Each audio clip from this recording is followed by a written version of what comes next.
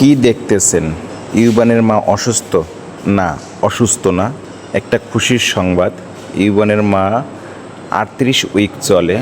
তাই আমরা দ্রুত আলট্রা করতে আসলাম এবং ডাক্তার সাহেব আলট্রা করার পরে সিদ্ধান্ত দিলে যে দ্রুত আপনারা সিজারের জন্য প্রস্তুতি নেন।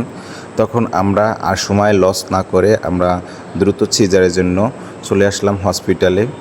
হসপিটালে আসার পরে যখন সে ওটিতে যাবে অপারেশন থিয়েটারে, তখন ইউবানকে কোলে নিয়ে তাকে জড়িয়ে ধরলো। তার দিকে তাকাইলে মনে হয় যেন এটা শেষ বিদায়।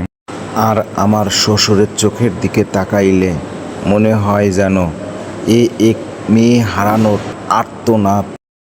সিস্টার দিদিরা যখন গৌরীকে অপারেশন থিয়েটারে নিয়ে গেল, ক্যানুলা পরাইল হাতে, তখন মনে হয় যেন আমি মহাশূন্যে ভাসতেছি।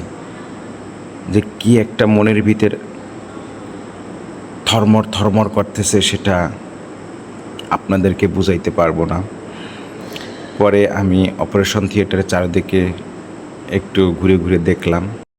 কিছুক্ষণ পরেই ডাক্তার ম্যাম চলে আসলো আর আমি অপারেশন থিয়েটার থেকে বের হয়ে দরজার সামনে দাঁড়িয়ে আছি আর এক মহান সৃষ্টিকর্তাকে ডাকতেছি।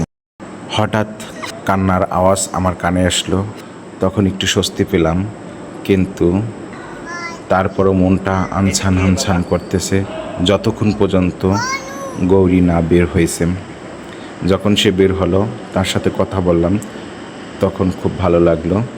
তাই আপনাদের কাছে হাত জোর করে অনুরোধ করি, আপনারা আমার এই ছোট্ট সোনামাটার জন্য সবাই আশীর্বাদ করবেন আর সবাই ভালো থাকবেন।